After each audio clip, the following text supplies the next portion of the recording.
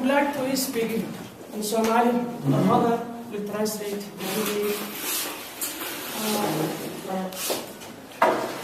وعليكم السلام. بسم الله الرحمن الرحيم. أنا مرينا أنتنا الصومالي دوالي كرانسان. قف كأنا هاي. أما وحنا عن مدة الصومالي مقطع. لا يجران تيجي. أنا جوا أنا كان جاني أيام بلاوي ومدة الصومالي هل كان كذا وهذا كذا مركا إن لسعتي أو ديشوتي إن تاريخ ده هيسوي دينهن laga yaabay dadkaas Afrikaanka ama ummadaha kale xitaa inay wax ka hayaan taariikhdayda marka isu keen sharaxi maayo waxaan rabaa saddex qodob marka ugu horeysa horta badan aad u mahadsan tahay iyo gruupka la shaqeeya way ka codsatay aniguna waxyaalaha aan taagnaa ayay ahayd marka waxaan goostay oo aan ku talagalay inaan ku biiriyo codkayga hodan arrimaha wanaagsan iyo fikradda fiican ee ay u wado ummadda Soomaaliyeed iyo halganka iyadoo inan dhalinyar ah ay ugu jirto waliba aan ku soo korin dalka iyadoo yarba dalka laga kaxeeyay dibadahaas ku soo qortay dhibaatana meeyan arag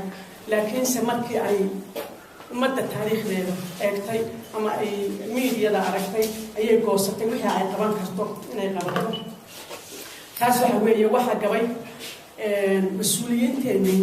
magaca Soomaaliyeed wax ku qaadanaya ama ku socday ama adduunyada ku dhex jiray ayaa gabay marka dhalinyaradii ayaa garatay inay sameeyaan waa mahad Ilaahay idinkana waa idinka sugayaan inaan sidaas oo kale saddex qodob baan rabaa maanta inaan ka hadlo qodobka ugu horeeya waxa weeye waxaan rabaa UN-ka inaan la hadlo United Nations inaan la hadlo inaan idhaahdo 20 sanadood ayaa ummadayadu baaba'aysay oo ay rafaadaysay dawlad la'aan ahayd kii is yiraahdo wuxuu qababa karkarada la weydaarinayay aanu afduub ku jiray dadka yagi gaajo iyo haraad iyo colaad iyo tacliin la'aan caafimaad la'aan ayay u leeanayaan wadogtiin maanta wadanka Soomaaliya waxa ka taagan laydinka sheekayn maayo marka 20 sano kadib UN-ku muxuu qalaana muxuu qorshaha u hayaa ummadda Soomaaliyeed muxuu soo u talagalay ma inuu baabi'iyo dadka yaga inta joogtana maxaa agta la mariyo dabeetana sida lagu ilaawo ma inay sida doosho uga qoslaano magacooda inta lagu soo dawarsado Soomaaliba wax loo qabanaya hadana lagu raaxaysto Kenya iyo Ethiopia iyo inta la midka ah oo iyagana lagu hagardaameeyo ma in ay jiraahdaan Soomaaliga saa isu galay maxaanu sameeynaa wixii taagtay waanu sameeynaa marka waxaan rabnaa UN-ku waxa ay ka damceen ummadda Soomaaliyeed iyo dalka Soomaaliyeed inay maanta noo sheegaan please inta iga gaarsiiya hodan u sharax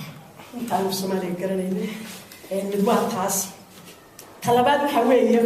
annagu waxaan nahay American citizen inta yar hadda idin la joogtaa waxaan haysanaa dhalasho Mareykan ayaanu haysanaa US Department of State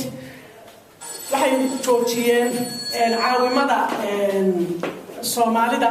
ama qaaditaanka la qaadayo waxaan u maleynayaa 2008 ayay si toos u joojiyeen marka waxaan ka codsanaynaa US-ka inay mar labaad ay Charles وأولادنا ummadda Soomaaliyeed loo furo in la caawiyo la soo qaado hadiyaha muxuutiga dadka ay ku baaba'san yahay dariiqyada ay dadka ay ku baaba'san yahay Soomaaliya xitaa kuwa aan soo gaari karin ayaa jira hadiyaha muxuutiga ee dinka iyo dhadhaab iyo xagardheer oo meelaha bahalo ku cunayaan ama gaajo ay u waqtiyeen marka codsi waxaan u gudbinaynaa inay mar labaad adduunyada kale way soo qaadaan maalin walba waa la keenaa dad baa la keenaa ama Afrikaan ha ahaado ama Asian ha ahaado ama maxay dhahay dhulkaas Middle-East ka ka yimaado intaaba Mareykanku caawimaad weyn bay ummadda Soomaaliyeed u fidiyaan waan ku mahadinaynaa inay noogu daraan inay dadka iyaga ay soo qaadaan wixii la soo qaadi karo intaasaan ka codsanaynaa dawladda Mareykanka qodobkaasna waa ka qodobka saddexaad waa qodob ku saabsan ummadda Soomaaliyeed iyo midnimadeeda iyo sida loo jahwareeriyay dhalinyaradii Soomaaliyeed ee 20 sano dhalatay ama iyadoo 5 sano jirta ama 10 sano jirta dawladii ay dhacday sida loo jahwareeriyay oo waqooyi confirmation doonaan baha joogan khadka looga lumiyay weeyaan ummadda Soomaaliyeed qodobkaas waa qodob aad u dheer marka hodan haddii aad qolyahan أنا أحكي فهمي الدولة سيدنا وحوش شرحدي وبرسوي ترى وكان تبع عندك رأي كسبان إن شاء الله يومين وقرآن وتروح شرحها بنتو كم يوم وضع مسح.